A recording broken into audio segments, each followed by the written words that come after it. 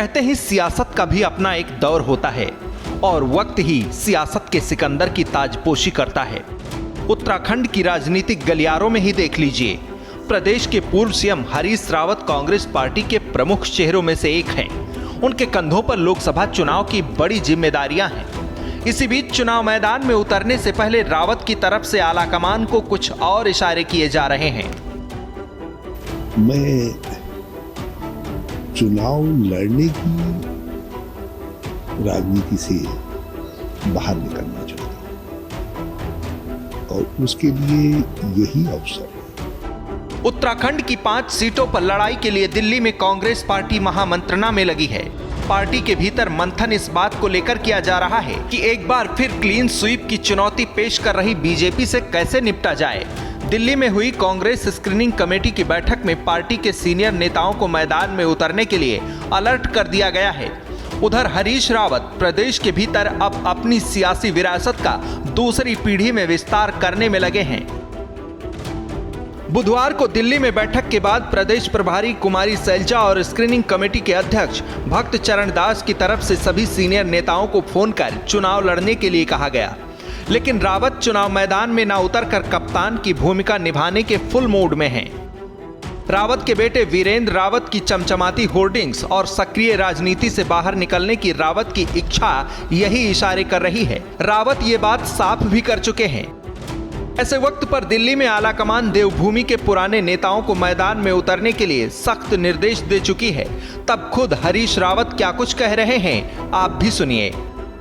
मैं चुनाव लड़ने की राजनीति से बाहर निकलना चाहता हूं और उसके लिए यही अवसर है।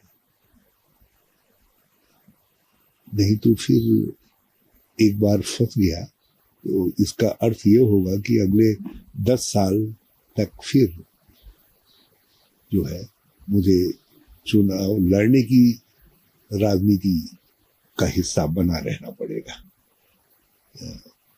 इसलिए मैंने निर्णय लिया कि यदि पार्टी के हित में होगा तो पार्टी के लिए पार्टी समझेगी कि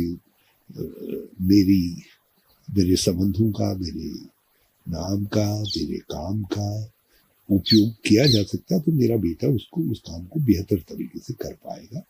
और वो राजनीति में है, वाइस प्रेसिडेंट है इस प्रदेश कांग्रेस के और बरसों से काम कर रहे हैं। खानपुर क्षेत्र में ये उन्हीं की तैयारी थी जिसका लाभ मिस्टर सिंह मास्टर को मिला। रावत के बयानों से एक बात तो साफ है कि हरदा अब उत्तराखंड के सियासी पिच पर बेटे को उतारकर खुद कोच की भूमिका में आना चाह रहे हैं। पिछले दिनों भी हरीश रावत ने सोशल मीडिया पर पोस्ट करते हुए लिखा था, अपनी पुरानी उपलब्धियां, चुनाव प्रबंधन की कमियां गिनाई थी। साथ ही उम्र का हवाला देते हुए पार्टी को विचार करने के लिए कहा था। हरीश रावत ने पुराने आंकड़ों को रखते हुए ये बताने की कोशिश की थी कि कैसे उनकी देखरेख में पार्टी बेहतर करती आई है और कैसे उनकी व्यस्तता के कारण पार्टी का चुनाव प्रबंधन कमजोर होता गया। तो क्या पार्टी हरीश रावत की जगह उनके बेटे पर फैसला लेगी? क्या उनके बेटे वीरेंद्र को चुनाव मैदान में उतारकर नई सियासी पीढ़ी का शुभारंभ करेगी? ये तो देखने वाली बात होगी। वहीं हरीश रावत की तरफ से बेटे के सियासी डेब्यू वाली कवायद को लेकर बीजेपी खूब हमलावर है। देखिए, हरीश रावत जी तो अपने पुत्र को सेटलमेंट करने के लिए इस प्रकार की चीज़ें कर रहे हैं। जैसे कांग्रेस की पूर्व राष्ट्रीय अध्यक्ष और उन गांधी परिवार की और कांग्रेसियों की आराध्य जिस प्रकार से अपने बेटे को बार बार लॉन्च करना चाहती है। राहुल यान को उतारना चाहती है लेकिन वो यान बार बार उतरता ही नहीं है और फिर बैक मार जाता है। इसी प्रकार से कांग्रेस के हरीश रावत जी अपने बेटे को सेटलमेंट करना चाहते हैं। बेटी उन्होंने सेटल कर ही दी है। दरअसल हरीश रावत पिछले कुछ दिनों से अचानक ज्यादा एक्टिव हो गए हैं। कभी वो प्रदर्शनकारियों के बीच जाकर बैठ जा रहे हैं तो कभी पिरान कलियर में दुकानदारों की तरफ से सीधे सीएम को फोन लगा रहे हैं। तो क्या ये सक्रियता कोच और कप्तानी की तरफ इशारे कर रही है या फिर दिल्ली को ये संदेश भी दिए जा रहे हैं कि दरअसल रावत की भूमिका देवभूमि की सियासी गलियारों में अहम होने वाली है, इसीलिए पार्टी रावत और उनके बेटे पर फैसले गंभीरता से ले। श्रेष्ठ उत्तराखंड पर खबरों से जुड़े रहने के लिए चैनल को सब्सक्राइब करें, बेल आइकन दबाएं और देखते रहें श्रेष्ठ उत्तराखंड।